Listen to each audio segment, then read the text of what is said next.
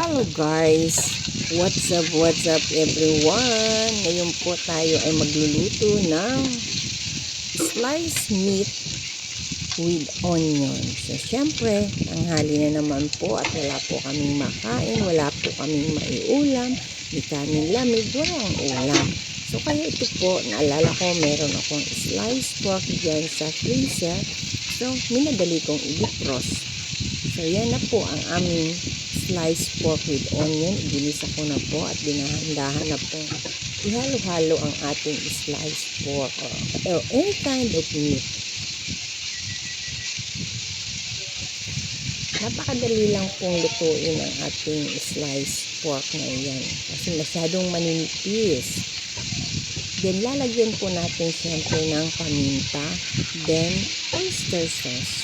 Yung kunting water or any kind of broth para hindi naman gaanong tuyo. Shout out everyone sa lahat ng nanonood nito. Ganun talaga ang buhay ng isang OFW. Kailangan maparaan ka sa kusina. Pag umalis ang amo, lalo't walang pakialam ang amo kung ano ang pagkain namin. So, kaya yan ang ginagawa namin. Pagtalikod nila, kawali ang hawak. So, ayan po, nilagyan po ng paminta. Siyempre, lalagyan din natin ng seasoning para may lasa-lasa. Okay na.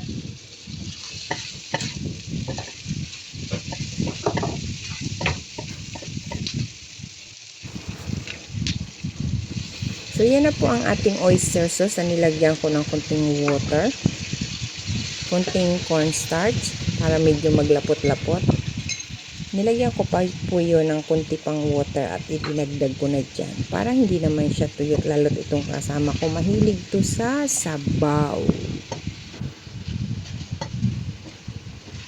So, yan na po ang pinakagulay natin, yung ating onions. Sweet onion po yan. So, ayan na po guys. Nasa plato na po ang ating ulam.